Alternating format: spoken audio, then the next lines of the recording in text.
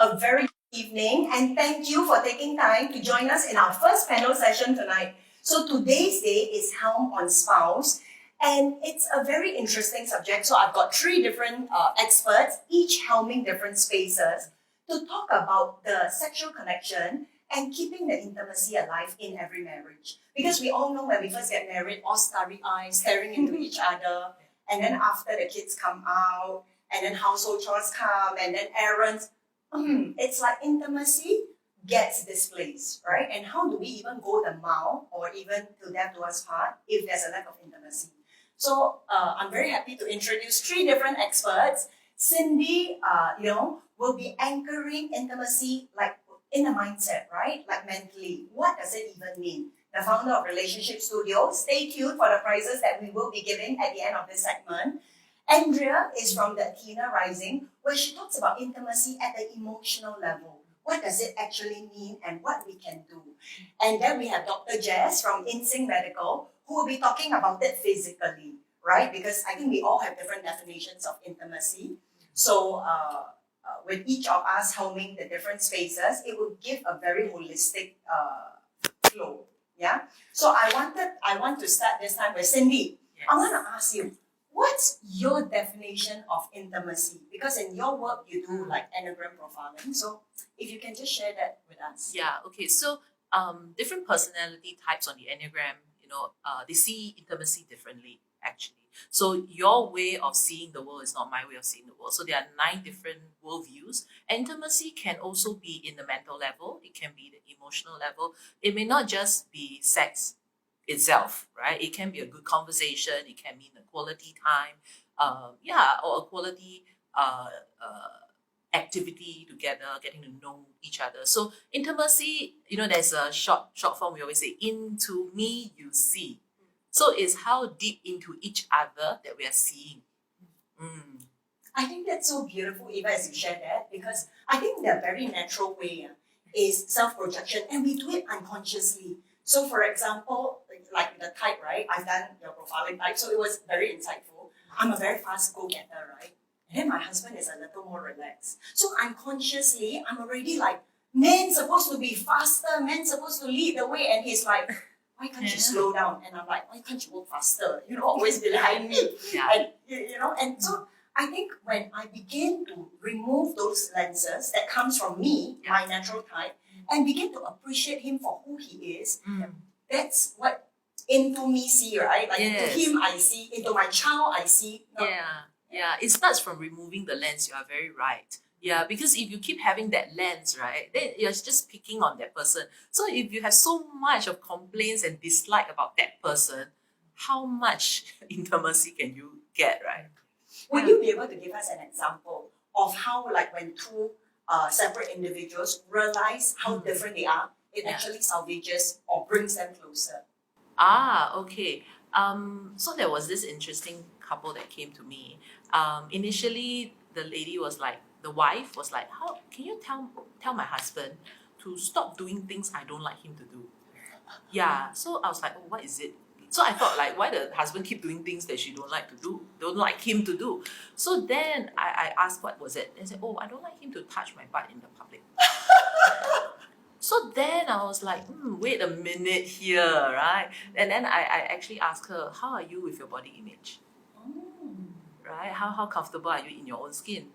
And then she was like, not comfortable. So I said, okay, so the issue's not him.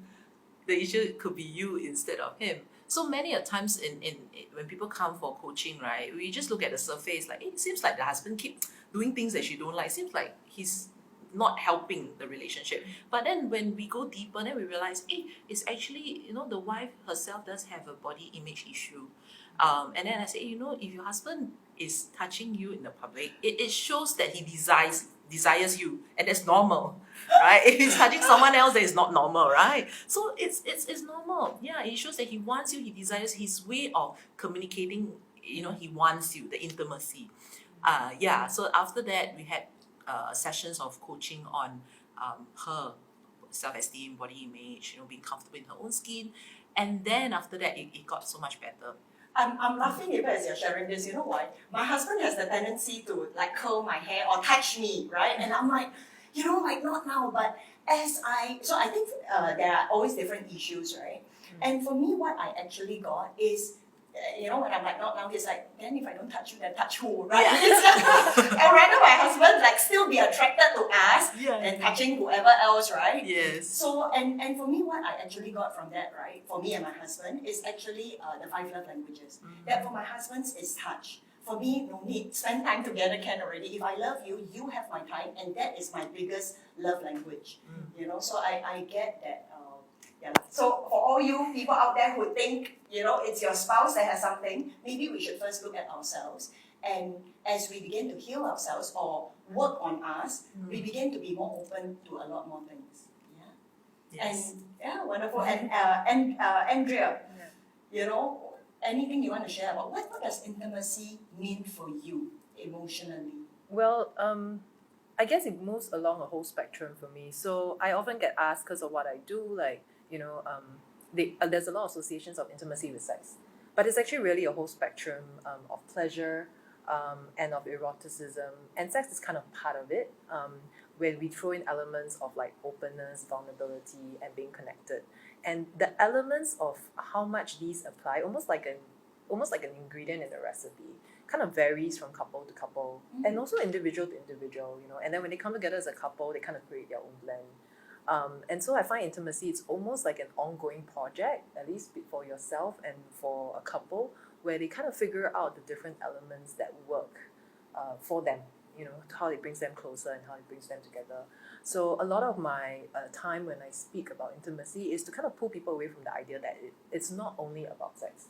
It's not only about foreplay. It's not only about like very sexual touch. There's also the whole spectrum of sensuality, pleasure, connectedness, vulnerability. And these are things that each couple has to kind of figure out in what proportion works best for their relationship. And that may change over time of the relationship as well. I love the fluidity that you bring into this whole concept of intimacy, because I think when we were cut-toying, right, just me and my partner, we probably had a lot more space, a lot more energy to get physical, to even have long and deep conversations. But come the kids, our conversation changed to be about them, right? And even bedtime is about, okay, we haven't done this and then this and then it becomes so practical that we actually lose that companionship and even doing what we like to do, because I don't even have time for myself, much less my husband. And then sleep, I want to sleep, I really, really want to sleep, the energy level is altogether different. So I love how you share, like, no person is the same. So probably what you need is different from what I need at this point. And even then the mix will change as we go through the different life stages. I mean, it's not something you do. So it's not just the act, which is why I pull it away from the act. Because if it's something that you do, then it becomes part of your to-do list. And that's where some of the pressures are. Have sex. 1, 3, 5. Well, I mean, on some level, maybe we should schedule it because of time and because of like certain obligations. But it's not just the act.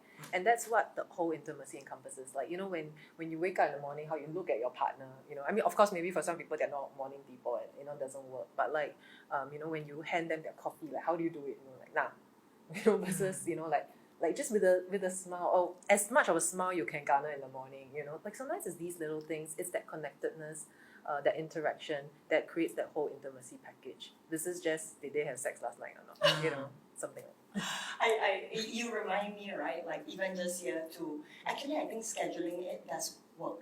So like now, even as you're saying, I'm just reminding myself in the morning with my husband, I think I should probably greet and kiss him, because we used to do that before he leaves, so we make it a point to kiss before he leaves, right? Just so, even if it's routine, out of routine, there is that connection there. Yes. But of late, I think with this summit, I'm so focused. This morning woke up, I'm like, doing my work, and then there's that disconnect. So I think scheduling does work. For sure. And for you, Dr. Jess, when we talk about intimacy, you specialize in sexual medicine, right? Is there anything you want to talk about the physical connection? Well, I mean, it's so interesting what they said, because I've just instantly start thinking of these anecdotes and these stories that I have that are personal, and also from patients that I've seen, but I'll share them a little later. But when we view intimacy, like Andrew said, there's so much more to it rather than the sexual bit. But the very first thing that comes to our mind is it's sexual. It's about touch, right? That's the bare backbone that we think of. But there's so much more to it. Like, what about the experiential intimacy? when you work on a little project together, when you say, hey, let's do this together, let's build a little something together, let's build a toy for the kids, or let's work on something together, let's plan a holiday together. That's the experience, and that's the intimacy you get through that experience together. Then there are other elements of it. Andrea spoke about vulnerability, right? And that's the emotional intimacy, where you feel safe to share your deepest, darkest, most shameful secrets with that one person out of the very many million there out there in the world that you chose to spend the rest of your life with. And if that breaks down the other elements of intimacy, which also includes another part, which is the intellectual intimacy, sharing thoughts, sharing ideas across. And if you have a partner where you have to think twice, you rattle through your brain, you go in swirls before a thought verbalizes out of your mouth because you're afraid that you might be judged. You're afraid, what will he think about this idea? Then there's a break and interruption in the intimacy rather than a direct flow. Hey, I want to just share with you, what do you think when I share this with you? And we want all these elements to be intact, not just surviving, but thriving, each of these individual elements. And then it's then easier to translate your experiential intimacy, your intellectual intimacy, your emotional intimacy into touches that actually mean something, the sexual intimacy. Otherwise it becomes, okay, to keep him happy or to keep her happy, let's just have sex tonight so I don't have to hear the nagging. So I know that I've done it, That's just the mechanics, the motion. So going through the motion, there's nothing intimate about going through the motion of sex. And it depends also on what is your definition of sex, right through all of that. I so totally love what you share because, like, so very candidly, right, for all you viewers out there, while I place them as experts, we are all human beings, right? So 5 years ago, I threw my husband out of the house because our marriage was really on the rocks. He spent quite a few nights at my sister-in-law's place, his sister, and that was 5 years ago. So fast forward today, right, we are more in love. Then we had 3 kids, today we have 5 kids. And then exactly what you said, it's about us wanting to make it work. And that's where we build our happily ever after.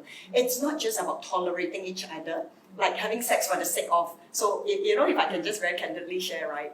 I remember one period we were having sex, right? And I was tolerating it. I was like, okay, quickly, can you get it done and over? Because in my mind, I just want to go and do other stuff. I mean, that's my reality. And then this thought came.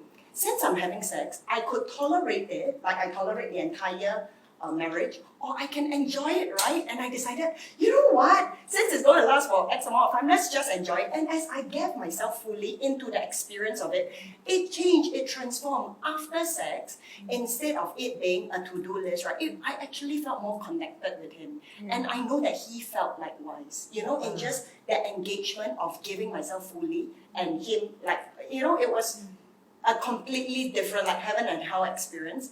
So, so back to the discussion, right? I want to ask you, Cindy, what are some misconceptions you feel in your line of work that couples have about intimacy, however you defined it? Oh yeah, so of course different. We do see different personality types have different barriers, but I think the whole main thing is about the need to perform. Yeah, the need to perform, the need to sustain. So it's always that. But I must say that intimacy can be natural. It should be natural. Yeah, it is like you spend time with a best friend. Like you chose to marry this person. It's a best friend, your soulmate, right? Why should it be a dreading kind of experience, right? So it's about staying curious, continue to stay curious about each other rather than the need to perform all the time. Yeah, there will be some days that you just like, not a good day, don't talk to me, right? There will be some days that, hey, I have a good news to share with you. So it's all about going through the 4 seasons together. And to me, that itself is intimacy. But a lot of people just see intimacy as the fireworks, but sometimes going through tough times, and maybe 2 person just eating the Maggi mee together and pouring our hearts out. And that can be an intimate experience. So it doesn't have to be always the fireworks, but it can also be going through tough times together. I love what you share about best friend, right? Because when it's my best friend, I don't have to try. I'm just being. And I think in today's world, we all become human doings, right? We are like, do this, do this, do this. And we forget that the essence of who we are human beings. Where if we look at the tree doesn't say, oh no, I've got a brown dirty leaf, I need to hide that. And the younger shoots don't go, oh, look at how fresh and green I am. There is no boasting, no judgment, but it's just really in just being, like what you were saying, this is who I am, right? And completely not having to put that mask, but knowing that I can be accepted without filtering anything that comes out of my mouth. Yeah. And you were saying that in your Enneagram, that different people have different subtypes or understanding Yeah, of... yeah, instincts. So according to the Enneagram, there are, besides the core type, which is the 9, there is also the subtypes. So the 3 different subtypes are self-preservation, social, and sexual. Okay. But every instinct, it shows where you place attention on, like where you tend to focus more on. So for example, the sexual subtype will tend to overplay that need for the sexuality bit and Well, maybe the self-preservation subtype people, they'll be like, I'm loving you by providing the money, the finances, the house, make sure there's food on the table, more self-preservation needs. So in that sense, the way the different subtypes sees intimacy is also different, and the barriers are also different. Like for example, the sexual subtype may overplay that need, and then when they don't get it, then they say, oh, you don't love me. So sex becomes definition of love, which may not be the case for the different subtypes. Yeah, so that also overlays the 5 languages of love as well. Like in terms of spending time, what is considered spending quality time? For self-preservation, quality time, it could be like cooking a meal together, really self-preservation is, or decorating the house together. The environment plays a big part. But maybe for the sexual subtype, it's like, oh, it has to be a quiet walk at the beach. You look into my eyes, I look into your eyes, just like what you see in the Hollywood movies, and the intensity got to be there and all that. But if you have too much of that, then your daily life becomes pretty dysfunctional too. So there has to be a balance.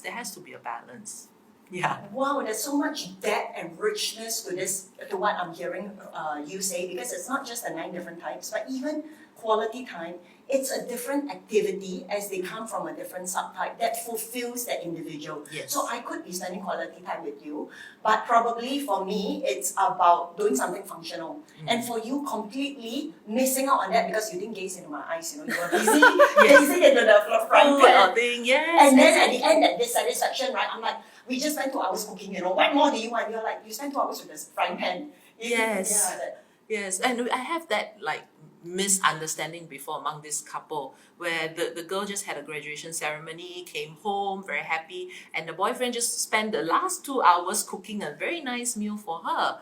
And she was so disappointed. She's like, that's not what I want. All I want is a rose and a quiet walk at the beach. wow.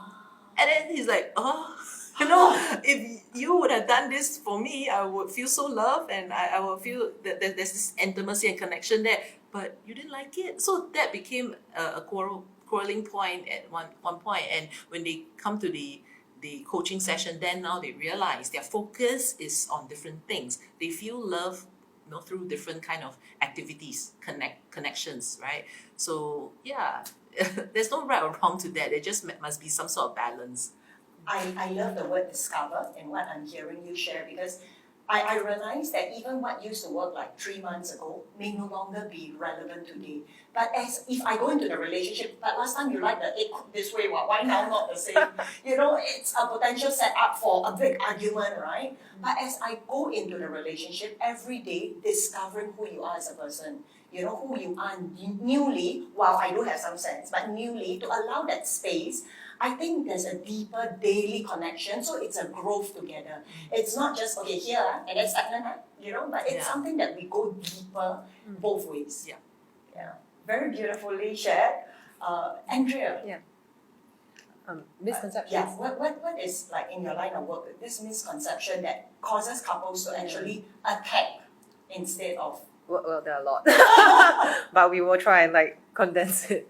I think I'm also hearing all the anecdotes, and I think first and foremost, let's talk the super deeper misconceptions and then some of the general ones that we see. And the really, really deep misconception that I see a lot of where they, what you say, attack each other, often is because it almost feels as if you kind of, it almost as if you take the story as personal, and often we don't realize that our partner really is just trying to do good for the relationship. They're really just trying to love us in the way that they know best.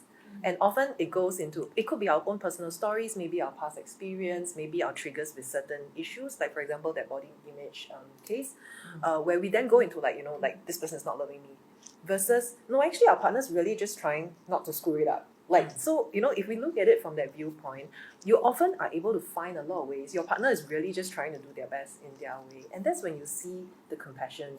And that's when sex also gets a little bit less stressful. When, you kind of see that your partner's also trying to like do their groove and get into that whole foreplay and trying to make it like romantic and sexy and everything. And they do it in their way that they know best. You kind of really have a lot of compassion for them. And it works both ways. And it helps the couple to grow, to see them in that vulnerability. So that's some of the really deeper stuff that sometimes I see comes up. Obviously, the general misconceptions also happen where we generally feel like, if you love me, then the sex must be good. And then the converse of that is, if the sex is not good, there must be something wrong with the love and the relationship. And really, sometimes it's all about, maybe it's just about understanding techniques, maybe it's something about understanding how each person ticks and working together with that.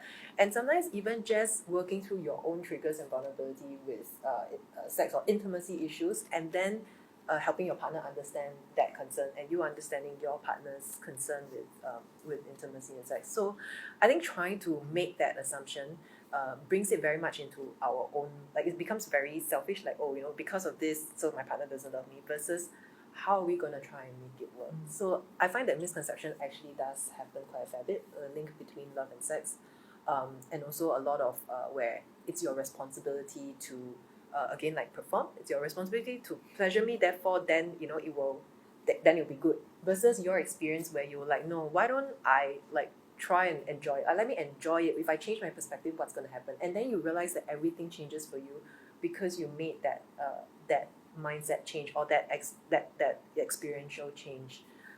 Versus like, must wait for my partner to perform, then let's see, then we'll figure out, whether is it good sex or bad sex, or is it like just a good connection or not. But if I put myself into it with the intention of giving my all, or or just really enjoying the process, don't care what the outcome is, don't care if it led to sex or anything, just enjoying the intimacy, like what will happen if I put myself into that. And I realize sometimes that's part of the misconception, like what comes first, the horse before the cart, or the cart before the horse. I get what you say, and I think the one thing that really stands out for me is, as we choose to, I feel in my opinion, that probably ladies do assume a lot more, because I think guys are very straight. Am I right, or is it just me? It's the personality type. Oh, it's the personality.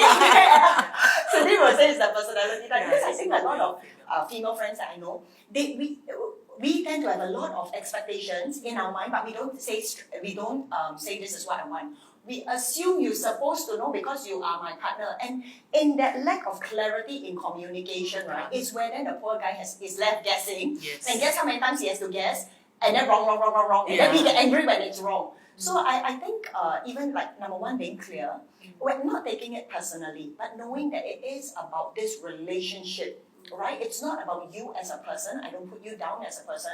It's not about, but it's about this, that we are still on this journey of discovering each other and growing. And Yeah. right? Yeah, so I mean, and that's why I say we have to be really careful about like trying to, not just trying to guess, but so I'm not trying to make it a gender thing, but yeah, I sometimes do see that. And then on the and on the guy side, they're really just not trying to screw up. They're really just trying to make their partner happy. And then on the other end, you're like, you don't understand what I want, and you don't get what I want, you don't know where I want to be touched, you don't know how to make pleasure. And then the poor guy's like trying, and there comes a point, and a lot of couples, where sometimes they face problems, actually will see this point happen, where the guy's like, look, then I'm not trying, forget it. And then that's when a lot more of the conflict happens. So which is why I always say, what if the guy's not trying to really screw up? Like the guy's really just trying to understand. And then how do we learn how to even communicate our desires? I think it's also our responsibility. I mean, not women, but like everyone as partners, our responsibility to figure out how do we communicate what we desire. I know initially it's a bit awkward, oh, I like this, and could you do a bit more? Sometimes it's a bit awkward, even if it's with your partner. Yeah. That's fine. I mean, you've got a whole lifetime to practice together, right? But giving each other that space to be able to practice even communicating that, I think is very powerful. And that alone is very important. I think this whole topic on sexual intimacy is something that in Asia, because we're so conservative, nobody ever taught us, right? Do you actually, we are left to discover ourselves. So nobody tells you that you can say what you want. It's a process of self-discovery even, right? Because if I don't know what gives me pleasure, how am I going to communicate it to the poor other person who's also trying to figure out? Yes. So it's as we get comfortable with knowing ourselves first, it's then that we give the other person the permission to also receive pleasure, right? Both ways. Yeah. And you were nodding. I mean, throughout you were My nodding. head's about to fall off and nodding my eyes and then shaking my head. I'm going, oh my God, how many times have we seen this, in the line of work? Misconceptions around the subject of sex and intimacy. It's so interesting what you've said and what you've said just now, and also Andrea, performance. Every time I hear this word performance, I go, oh my God, why? Yeah, I hate that word. I absolutely get very riled up internally when I hear the word performance. And the problem, and I don't mean to put it down into genders, but as a general rule, men seem to have taken that brunt. Yes. I have to perform. I have to show my partner a good time. How many times do you hear women taking that onto themselves? I have to show my partner a good time. I've got to be a tigress in bed. No, not really. We tend to be more passive. But there are, we tend to be more passive. But as Cindy said, there's personality types, and there are people who are range across this spectrum. But when you take on board that kind of responsibility, and sex or intimacy becomes a performance, for me, if you tell me it's a performance, it feels like work. Why am I working after work? Yeah. Sex should not be work. It should be something built on the grounding of relaxation. And if it's not built on the grounding of relaxation, then why are we doing it? Why are we engaging in this intimacy? So if you feel like it's work, I have the pressure to perform, I have to make sure my erections are great, when we are together. Can you imagine the intensity of pressure with that? And this brings up the topic of the sex paradox. The more you want something to work the way it should, the less it's going to happen. The more you think my vulva, my vagina has to be wet, has to be wet, has to be wet, it's not going to happen. Yeah. It's just not going to translate like that because a big proportion of your presence is taken away. Yeah. You're thinking about energy end is product. just, yes. You're thinking about the end product. So if you just simply go into the moment, and yes, it takes a lot of practice to simply go into the moment. It's so easy to say, but it's hard. It's hard. But if you just offset and go, no pressure, let's touch somebody else for ourselves. Right? You touch for you. So you don't touch someone to look for an arousal. Okay, I'm touching you. I want to see Let's you're see what aroused. happens, right? Yeah. Yes. Are you arcing your back? Your penis is getting harder. What's going on? Is she getting wetter? What's going on there? The nipples getting more erect. What's going on? If you keep thinking about the end product, you are absolutely not touching someone for yourself. You're touching them for them. I think what I'm hearing is we tend to engage with our mind so much, and that, while it's great for conversations, may actually not work so much when we are really connecting physically, experientially. Yeah. And I want to bring this because if I'm thinking about what should and shouldn't, it already sets standards. And we all know once there are expectations, the potential that we will not meet those expectations is always there. Yeah. So I want to ask you this thing about being a doctor who specializes in sex. There's this term called, sometimes when you talk about performance, I've got some friends who don't want to have sex because it's painful, right? So vaginismus. Is that something that you can shed light? Yeah, it's vaginismus is something that we see a lot of in our clinic, and it's this discomfort or pain or inability to have penetrative sex, and that is just the one form of sex, of course. And when there is fear, there is anticipation of pain. Naturally, that apprehension creates a scenario that is very offensive for this person to allow the penetration to happen. So the penetration becomes impossible. So a lot of women then suffer silently with this. They find it very difficult to bring it up with someone. So many of them attend their gynecologists or their general practitioners. But this sort of condition requires a lot of time to understand, what exactly are you going through? What brought up this pain? And many people have this misconception that you have this inability to penetrate because you suffered some sort of sexual trauma. And that honestly is, if I can say, it's BS. Bullshit. It's not because you've suffered some sexual trauma. Most of the time there is no sexual trauma.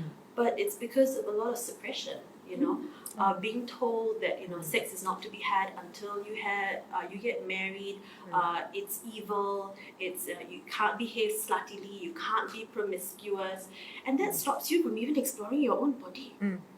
Then you can't even have sex with yourself.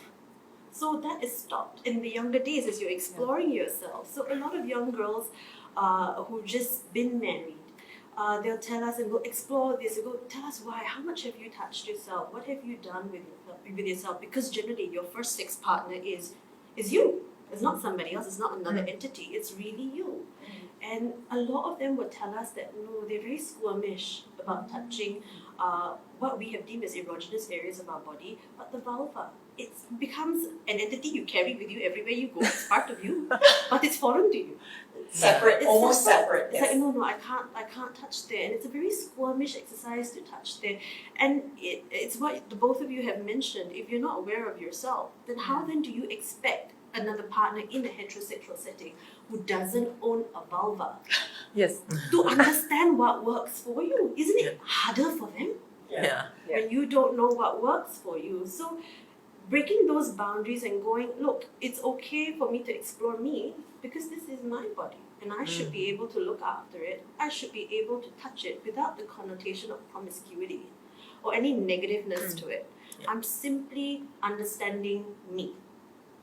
And then you take it from there. Then it's then easier to allow someone else to come into contact with that area of the body without that intensity of fear. So a lot of it is also a big psychosocial element to it, where there's fear, apprehension, what we've been culturally told, the idea that your first time when you have sex is going to be painful.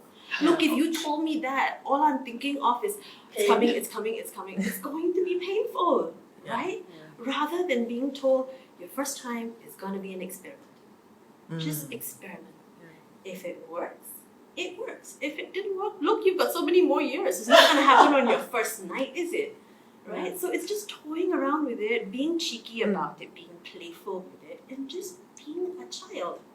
During intimate physical moments together, be a child about it. Don't be mechanical about it. Don't go, hey, end product, how come penetrative sex became the star of the show?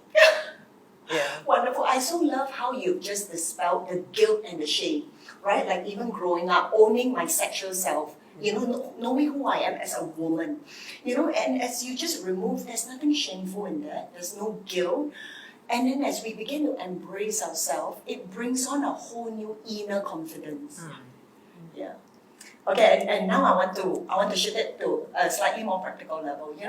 Intimacy, like as we start and as we continue on this journey of exploration, I love how you bring that in, where it's not a destination to reach, but it's a journey, the entire process. In this journey, we do have kids, and after kids, I do have some moms who tell me, Junia, after 3 years of co-sleeping with my kids, the intimacy is affected. How do we get back, So Andrea, how do we keep the intimacy alive? Not Andrea, sorry, Cindy. How do we keep the intimacy alive after kids or in the presence of kids? Oh, okay. So first thing, try not to co-share co-sleep with the kids. Yeah, like give them their own bed. Yeah, so very importantly, you need to have that couple. Just remember, we are a couple. But sometimes when kids come along, you forgot that your husband is a husband. It's like, oh, daddy. Hey, daddy, take this for. Hey, daddy. So your husband becomes daddy. Yeah, you still have to call him dear, darling, baby. The pet name that you call your husband. I think that's the number one. The name doesn't change. Yeah, it doesn't mean we become parents, then I become mommy, you become daddy, and then we're no longer husband and wife, right? No longer lovers. So it starts from that, the cognitive level, right? And then after that, of course, a lot of effort will have to be put in terms of agreement, like maybe celebrations. How do we do celebrations? How do we want to spend time? Maybe we should put our kids with our parents once a month so that we can have a date night or things like that. Or if it means to take a day leave just to spend time with that partner, why not? So it's really about knowing, sensing each other, like, hey, really cannot really, the love tank is like going dry, so I need a bit more love from you. I need a little bit more intimacy or more connection with you. So gotta sound out lah. Gotta sound out. Like I do know that if I get too busy, my husband will be like, lately you're very busy, huh? So I know, okay, I get a hint, right? So it's about like having that system to hint each other, to know that, hey, I want more of you. Yeah, because sometimes the partner may not want to show the vulnerability, like, I need you, I want more of your time. Like, maybe not. But that is a good hint, so I get it. So it's about working out that system to want to spend time with each other. What you say about even being conscious of it, it's so vital in any relationship, right? Like when we talk about the role of the father and the husband, right? Because it's two completely different relationships, the spousal relationship and the parenting relationship. And so not losing sight of that, but I think even as you're sharing, I'm just present to my husband, with this summit, he's present to that. And how present am I to also spend time on working on the relationship? Of course, it's seasonal, but I think for a lot of couples, right, when we completely leave this relationship without spending time for a prolonged period, it's no wonder potential temptations come in, right? Whether for you or for myself, whether work, it may not even be another partner, it could very well be work, it could even be the kids, right? And then after that, resentment starts to brew. So I think being very mindful of that will keep the intimacy alive. Andrea? Well, so personally, I'm a single mom of 2 kids, so I have different challenges with time and management. When I cook, I'm a great co-parent, but like I also work with a lot of moms with kids, and this tends to be the question from both mom and dad. I find that we often have we often don't, like, we move very quickly into life stages and we don't have conversations about what does that mean for each partner and how does that affect us. We just like, we're almost like very efficient as Singaporeans, like, okay, we have a kid and then like, we move into this and then this stage and then they go into toddlerhood and then like, we're almost doing all this mechanically, but like, what does it mean for you when, like, does the mom feel something different because her body changes? Does she feel a little bit more, are there more fears? So I always go in terms of play and obviously the little bit more shadow areas where I work with, like, what are your fears? Have you all communicated even your fears about certain things? What are your fears around, not being present because you're managing the summit, and how would that, impact your intimacy? Like, what are your fears around that? So it's not about saying that, because I'm doing this summit, I also have to make sure that I spend time with my husband and be present. At the end of the day, sometimes there are different peaks in our career, in the stuff that we do, our social life, even in our lifestyle at home, which mean that at that point in time, maybe one of the partner cannot be as present as possible, but like to continue to understand each other and the fears around that. Like, I feel that because I'm doing that, I may lose track of this, like, and then you will work out solutions together, like, oh, okay, we won't lose track, but I'll remind you, how do you want me to remind you? You want code word, or whatever, or during this period, I won't feel like, I won't feel that it's against me. I know, during this period we don't talk, but then after that we book this session after that, something like that. So like, you have that communication, you come up with solutions together, you have private code words, you play little games, like, where during this period, I know, it's just too much on your mind, but like, you cuddle a bit more, like, are you okay with that? And then the other partner's like, yeah, I could do that because I just am physically not really in that space. Then okay, then fit that in, and just play a little bit more, tease a little more. You can continue to tease each other, stress or no stress, in different parts of your career, throughout the day, flirt a little. How do you flirt with your partner before that? You can, always continue that. You can even continue after having kids. That doesn't go away. But naturally, with life transitions, needs change.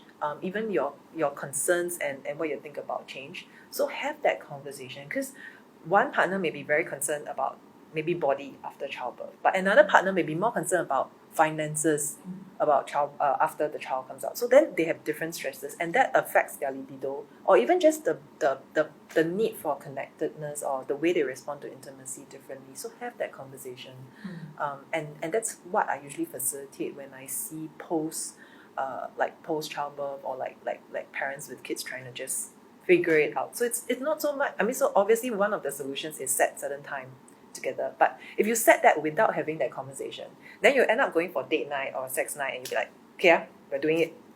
Or like, we go to that restaurant and we have dinner, and then they'll be like, we've tried that. So I had a few people who came to me and were like, we've tried that. That's what, that relationship advice is. And I was like, yeah, but where is that container that you're holding when you're doing all that? And so that's, so there's a little bit of play, but there's also that deeper conversation of what fears are coming up when these things happen. I love what you share, because while we can just copy the steps to do, it doesn't necessarily mean that we are engaged in the heart, right? Like, it's always the root. And once we get anchored on the principles, the form can take any shape, correct? I could be doing date night, I could be, it's just a pat on your cheek, it's just a touch on the butt in a public space, but whatever the different form is, as long as the principles and the root is anchored on keeping that alive, I think magic happens. Yep. And It's so nice, just listening. Hey, and you don't have to just wait, you No, just, I mean, let it go. it's just really nice, and then I'm catching Andrea just saying that. I'm going, my God, there's something I want to say about that too, and it's just with what you said, Cindy. Sleeping with the kids. I think we actually set ourselves up for that failure when we allow things like that to happen, because we let them know that that's all right. Kids are malleable, sponges. Yeah. You show them the way, they're gonna take it on board, Yeah. right? And if you show them, look, mommy, daddy have to self-respect themselves. This is our space. Then they know, they take that with them and they apply it to themselves. Yeah. This is my space. I have my bubble around me. This is not a space that is to be interrupted. Yeah. And they take that with them through the years. But if you show them that this space can be disrespected, you can come in and you can step into my private space, sleep in my bed with me, you set them up for that failure. They're going to repeat that. Or they're then going to have to go through this whole journey to unlearn that. Yeah. Oh dear. So we set it up for them. And I think it's important. And a lot of this stems from us allowing ourselves to be disrespected.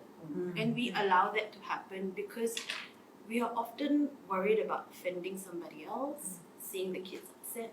So we put them first before we ended up putting ourselves. But it's easy to then create that boundary and go, look, it's important that mommy and daddy are together.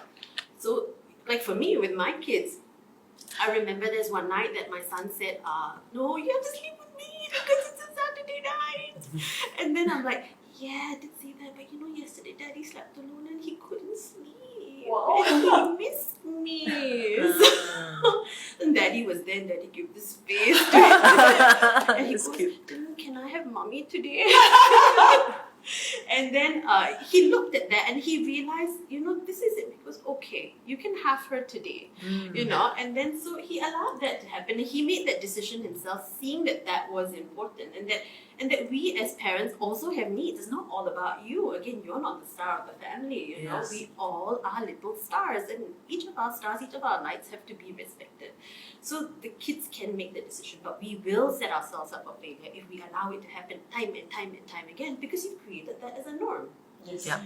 And then, Let me just add and let me continue. I love what you share, because I think in the heart of every family unit, it starts with the parents. Am I right? If the parents are not setting that role model and not that and not loving each other, the kids will likewise model that later on in their own marriage. So I think ultimately, like one of the things that I'm always very touched by is, and I thank God for my husband, where he's always very loving and he's always very supportive behind me. So if the kid is disrespectful, he shows them love. He actually loves me, and in showing love, and for me, respect to him, it builds that picture of what intimacy is, of what a best friend or a good marriage is about, instead of lowering the standards and making the kids the star of the show, right? I think we are the ones who are like, once the marriage is strong, and then it cascades downwards. Yeah. Yeah, very true. Yes. the other thing I wanted to add was when you spoke about, you guys sort of mentioned it, the agreements.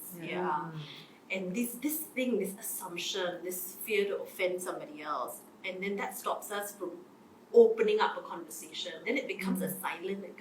You have some thoughts in your head, I have some thoughts in my head. We assume you're going to feel that way. For example, this week I had lots of exams to sit. So, and retrospectively, when I looked at how my partner reacted, not once did he approach me for any sort of physical intimacy. Automatically, he knew that I was going to be busy, and he didn't come forth with that bold approaches. And he stayed up with me, like he's studying in bed, and he'd stay up with me, and he'd watch his TV once in a while. You want anything? And and he just stayed up, and that is that intimate connection that I had, and I knew what he was doing. But it would have been doomed if I didn't speak about it, if I didn't bring it up, and I just go, I saw that you did that. Really thankful. Yeah. And I thank you for doing that. That's great. And then he goes, exam's over, right? Now we can, right? Yeah. And these are the little things that you have to be able to say your thank yous when someone's done something nice. Like that story you mentioned, the boyfriend who cooked for 2 hours. Yeah. And like if she just had done like, I know you spent so much effort cooking. Yeah. That's really awesome. Let's enjoy this meal. Yeah. And then I could have had a flower and a wok would have been Yeah. nice too. Could we do that? And like if we give a person a thank you, at least they feel that what they've done hasn't gone to waste. Exactly. Yeah. And the other thing was, even for me, as I was studying, I went into a silent agreement. That's because, and I did that, guilty as charged. All of these things we've mentioned, done, dusted, did it before. Guilty on every aspect of Yes. Yeah. And, but I suppose we grow and unlearn, right? So I could have said that, hey babe, having exams, I know we want to connect once in a while physically, but you think this week we can lay off? And then he might go, why? I go, I think I'm not going to be in the right mindset. I feel like I will not be focused. I'm just not going to be there. We're just going to go through the motion of it, but I really don't think I'll enjoy it. I might as well just use my sex toy and do it if that's what I want to do, right? So then he'll go, okay, if that's the case, and I also don't want it. And I said, I'm happy for you to do whatever it is. If you feel like you need to release some energy, you go ahead. You don't know. That's a spoken agreement, very clear. It's very clear between the two of you. Spoken out in the open. You agreed on it. Handshake, saliva, whatever you want to shake on it. You do it, and nobody can fault you on that because it's an open, spoken agreement. And then there's clarity around it. And then when that tough period is over, then you go back and you create another spoken agreement. And that's where he asked me, so how? Now you're okay? And then I go, yeah, now I'm okay. I love the transparency that you have with your husband, because I think very often in any relationship there tends to be an elephant, a white elephant in the middle of the hallway, but we just choose not to acknowledge it, so we walk around it as uncomfortable as it is. But if we just address it, it literally disappears. It connects us at a deeper level, not just like what you were sharing in acknowledging, right? Like, this may not be my love language, and thank you. I realize that you stayed up late, and I get that it's your way of loving me and supporting me through this period. So thank you. And I think that small sentences does wonders for growing the depth and the intimacy in the relationship. So I love what you share. Yeah, no, actually, most often than not, it's the elephant's not even there. We are probably thinking about different elephants between the two partners. So that to me is usually I wouldn't say crime, but like the bigger pain that I see, because like I'm like, you could be having completely different conversations and not having to go through that. So sometimes maybe the elephant not even there. Or maybe like one is an elephant, something something somewhere else. else. Yeah. So these things are really important because when we kind of thank each other and when we kind of like talk like little sentences and appreciate each other, we're kind of showing our partner that I'm trying to also love you in your way, and there's that effort. It's not just I do something for you, you do something for me. I love you and then you love me. Like it's not like a transaction. It's not like a two-way thing, but it's like I'm also trying to work with you as a team, and we're trying to work with each other, grow together, and then we kind of fuse as a team. Even that fusing kind of takes that's the effort and that connection that happens. Yeah, but I love your story with your husband. Yeah. The other thing, like since like I'm trying to deal with the more physical aspects of keeping intimacy alive. So we all want the quick fix, right? The magic, show me one tool that I can use. And like previously I mentioned that sometimes sex can feel like work. And a lot of times we go into, and I'm talking about just sexual intimacy here, when we go into sexual intimacy, there are many times where we're not in the mood. We start off not in the mood, but we know that, if I engage in it, and that's how the scheduling, so that we put the schedules in there so that we can give ourselves these reminders. Okay, let's participate in this activity. Might not feel in the mood, but you might respond to it. So, there's something called a spontaneous desire, and then you have responsive desire. You might not feel like you're in the mood first, but perhaps if you were touched a certain way, somebody rubbed, your neck, or touched the back of the curve of your back, and then you feel a little bit more relaxed, and then you get a response, and you feel like it now. The whole thing is that if you block the flow straight away at the get-go, you say no, you don't allow for any potential magic to happen, right? So you don't know whether you would potentially respond down the road. And if sex feels like work, then don't make sex so hard. Look at tools, what are the avenues to make it easier? So sex toys, and Andrea, you've done a few workshops on sex toys and all. So they're little gadgets, we're in a tech world. There's so many fancy things out there. Make it easier. You don't have to work your tongue so hard. You don't have to work your fingers so hard. Grab one of these gadgets and make it easy, simple, make it fun. I'm just smiling at what you're saying because a massage tends to do it for me, right? And I think my husband knows it. Do you want a massage? And then for me it'll be like, with sex as a goal for you or really just for me? And I realize one of the best experiences I have is when he massages me, because we all can sense that intention, right? Just to give me pleasure without, removing some of my clothes so that it will potentially lead to something. But when he just massages me to give me relief, to just give and love me that way, it actually start something that I wasn't originally prepared for. So, as you give, right, it's always reciprocal in every relationship. So if we think, the advice to audiences out there, if you feel like intimacy is lacking, my first question will be, what are you doing about it? Instead of sitting passively and expecting, what could you do to inject a little, like what Andrea says, fun, spark humor? What is some initiative, you can begin to explore and start coming out to be responsible for the depth of intimacy in your marriage? Yeah. Sometimes alcohol works. Yes, and why not, right? Yeah. So it's to sexplore, okay? Not just explore. It's exploration. It's disinhibiting, isn't it? I mean, sometimes we are so strung up. Yes. We're very tense. I mean, we all work very hard. Yeah. And a little bit of alcohol, well, not a hell of a No, lot. no, no, Not a lot. You're not that- supposed to be alcoholic, Then everything becomes non-functional. Yes. Yeah. I've seen the other issue. Yeah, that's not good. That's not And what you you just want. want to disinhibit. You just Just a want to bit. plow off that top layer that's pounding you, or just cut a bit of that string and go, I can breathe. Yes. And I love what you talk about alcohol, because it's not just even for sex, right? It's even for me to once in a while just relax. Because I think sometimes, especially in Singapore, it's so we live in such a highly strung and such a high pressure environment that we are like boom, boom, boom, boom, boom, from day to night, to the moment my head touches the pillow. If I'm not consciously relaxing myself, it really. And this is how we live life, it's how we do life instead of how we just be. Yes. Yeah. I mean and I posted this recently, like the levels of stress that we have is like inversely proportionate to the amount of pleasure we can receive in intimacy and in sex. And so I mean there's certain elements we can't control, like even with COVID, there are a lot of stress in the situation that we can't control because we don't know what's happening, we don't know when the rules will change, we don't know what things, and we feel like almost contained somewhat. We don't know whether it will affect our business, our livelihood. So there's certain things we can't control, but there are also a lot of ways sometimes we take certain things too seriously. And that's why if you're in a partnership where we can kind of laugh together, learn together, and sometimes the sex may end up not being that nice move. Most of the time it's not that movie sequence. It's a little bit messy and it's a bit weird. You try and position and then you fall off the table and it happens. So and then you laugh about it, or you have that little joke, or even the way you were talking to the kids, or and then daddy tries to make that face to convince the kids. That little partnership. Those are things that then you kind of recall on, and then you laugh a bit, and that's where you kind of lighten it and release the stress a bit, and then it leads to all the other connectedness that you're trying to see. I mean, we don't take ourselves so seriously in that sense. We do a lot of that, and we do have to actively figure out what obligations or what ways helps us relieve stress, in general, like what works for us. Is it the extra run? Is it that workout?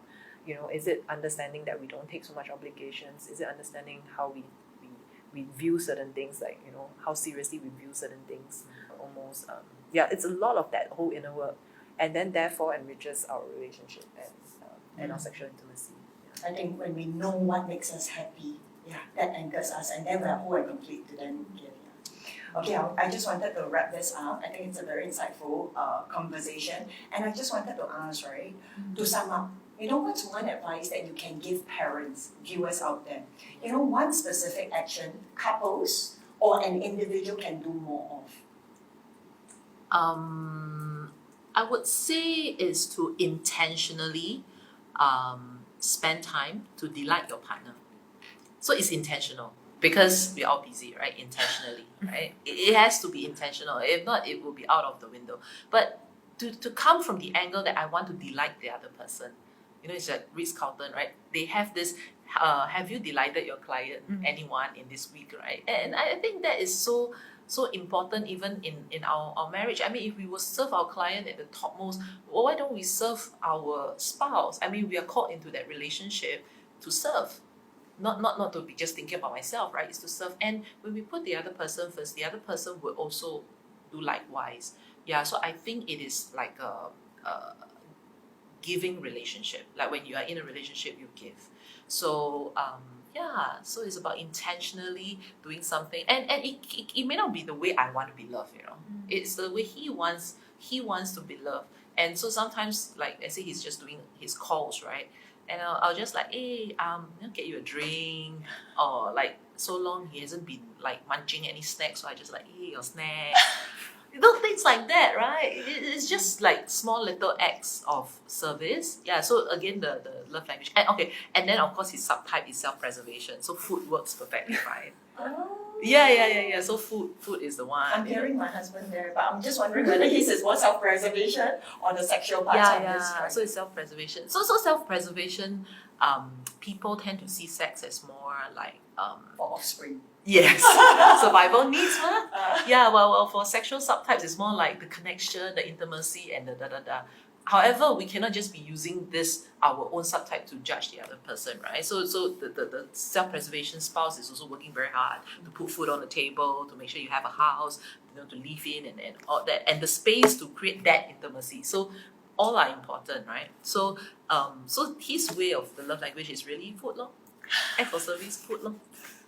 Help out with the kids, and that can ease off his stress, and then the intimacy can happen. I'm so like going to apply what you share, because with me and my husband, right, he loves junk food. I'm obviously like, so he's prosperous and I'm different, right? And I used to like, you know, come down like, oh, but it's not healthy. Look at the example you're setting for our kids. But in just listening to you, I think the one word that I hear is intentional. So when it's intentional, it's no more about me or the kids, but I think once in a while cutting him some slack and like, okay, let's enjoy, and I'll do it with you. Let's go binge on some junk food, right? And while it may not be, well, that's not the norm. I think the exception. I think you'll really feel love when I eat with him, you know, junk food itself. Yeah, I appreciate, because you know that you're getting out of your comfort zone. This is not something you do. Yes. But for you, I'm doing it. Yes. So, only for you, you know, you're so important. And, Yeah. and we all could do with some loving, right? When someone goes out of their way for us. yes, really to appreciate that. I think the beauty of you know, the couple, sometimes when they come to us, although just understanding each other from the personality level, but it's like, hey, you know, by default, for certain personality types, certain tasks are just harder for them. It's easy for you, but it's not easy for them. You know, self-disclosure for certain types are just not as easy. So if they bother to disclose a bit more than usual, that is effort. So can you appreciate him or her for that effort?